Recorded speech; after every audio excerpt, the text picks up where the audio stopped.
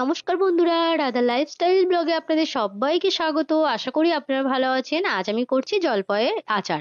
এই জলপাইয়ের আচারটি আপনার বাড়িতে খুব অল্প উপকরণ এবং অল্প সময়ের মধ্যে আচারটি ঝটপটভাবে বাড়িতে বানিয়ে নিতে পারেন এবং অনেক দিন রেখে খেতে পারবেন। তার জন্য আমি জলপাই দেখতেই পাচ্ছেন নিয়ে নিয়েছি এবং জলপাইগুলো ভালোভাবে জল দিয়ে পরিষ্কার করে ধুয়ে নেব এবং ওপরে যে ছোট ছোট বোটাগুলো আছে এরকম এইগুলোকে আমরা বোটাগুলোকে কেটে বাদ দিয়ে এবং জলের মধ্যে দিয়ে আমরা 1 চামচ লবণ দিয়ে জলপাইটাকে কিছুক্ষণের জন্য সেদ্ধ হতে দেবো এবং দিয়ে দেবো হাফ টিস্পুন মতন হলুদ গুঁড়োটা দিলে আপনাদের জলপাইয়ের রংটা খুব সুন্দর থাকবে। এদিকে ততক্ষণ এটা সেদ্ধ হতে থাক। এদিকে আমি দিয়ে দিলাম একটা কড়াই বসিয়ে 2টো শুকনো লঙ্কা, 5 ফোড়ন এবং গোটা ধনে দিয়ে মশলাটাকে ভালো করে একটু ভেজে নেবো, ড্রাই রোস্ট করে নেবো। ভেজে নিয়ে এটাকে আমরা গুঁড়ো করে নেব। দেখতেই পাচ্ছেন গুঁড়ো করে নিয়েছি, একদম মিহি গুঁড়ো না, একটু গোটা গোটা থাকবে। এবার এদিকে আমাদের জলপাইটা একদমই সেদ্ধ হয়ে গেছে, দেখতেই পাচ্ছেন কালারটা কিন্তু খুব সুন্দর রয়েছে। কালার হলুদ দেওয়ার কারণে আপনাদের কালারটা এরকমই ভালো থাকবে। এবার জলপাইগুলো এরকম একটু চেপে চেপে দানাগুলো ভেতর থেকে আমরা বার করে নেব। কয়েকটা দানা, বেশিরভাগটাই বার করে নেবো, অল্প কিছু দানা রেখে দেবো, দানাগুলো রাখলে খুবই ভালো লাগবে। তো এবারে দেখতেই পাচ্ছেন এরকম ভাবে আমি করছি, আমি খোসা সমেত করেছি, আপনারা চাইলে খোসাটা ছাড়িয়েও করতে পারেন। এদিকে আমি কড়াই বসিয়ে দিয়েছি, দিয়ে দিলাম পরিমাণ মতন সরিষার তেল। আপনারা কিন্তু অবশ্যই আচার বানাবেন, যে কোনো আচার সরিষার তেল দেবেন, এতে খুবই ভালো হবে আচার। এবার দিয়ে দিলাম 2টো শুকনো লঙ্কা, 5 ফোড়ন দিয়ে দিলাম, দিয়ে মশলাটাকে একটু ভেজে নিলাম। ভাজা হয়ে গেলে আমি দিয়ে দিলাম ওর মধ্যে রসুনের পেস্ট।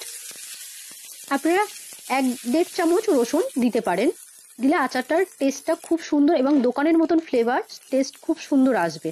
দিয়ে মশলাটাকে একটু কষিয়ে নেব যাতে রসুনের গন্ধটা চলে যায়, তো সেরকমভাবে কষিয়ে নিয়ে আমি এবার দিয়ে দিলাম জলপাইটা। বেশি ভাজবেন না, একটু নাড়াচাড়া করে আমরা দিয়ে দেবো গুড়। আপনারা চাইলেন এতে চিনিও ব্যবহার করতে পারেন, তো চিনির বদলে আমি এখানে গুড় দিয়েছি। গুড়টাকে দিয়ে এবার আমি ভালোভাবে আমি আচারটাকে বানিয়ে নেবো। তো জলপাই যেহেতু অনেকটা টক হয় তার জন্য আমি বেশি পরিমাণে একটু গুড় দিলাম। আপনারা চাইলেন টক টকও রাখতে পারেন, তো তার জন্য অল্প গুড় বা অল্প চিনি ব্যবহার করতে পারেন। তো দেখতেই পাচ্ছেন যেহেতু আমাদের এটা একটু সময় লাগবে গলতে, আচারটা একটু গুড়টা একটু জমে গেছে, তো দেখতেই পাচ্ছেন গলে গেছে। এবারে আমি দিয়ে দিলাম ওর মধ্যে বিট লবণ। আপনারা এখানে এমনি প্লেন লবণও ব্যবহার করতে পারেন। এবার দিয়ে দিলাম কাশ্মীরি লঙ্কার গুঁড়ো। আপনারা এখানে কাশ্মীরি লঙ্কার গুঁড়ো কালারের জন্য ব্যবহার করতে পারেন। এবার এখানে যে মশলাটা আমি করে রেখেছিলাম ড্রাই রোস্ট করে গুঁড়ো করে, সেই মশলাটা আমরা দিয়ে দিলাম। দিয়ে হয়ে গেলে আমি ওপর থেকে দিয়ে দিলাম কাজু এবং কিশমিশ। কাজুটাকে আমি 2 আধখানা করে নিয়েছি, দেখতেই পাচ্ছেন। এবার ভালো করে এটা একটু ফুটিয়ে নিয়ে আমি এটাকে নামিয়ে নেবো। কিন্তু পরে এরকম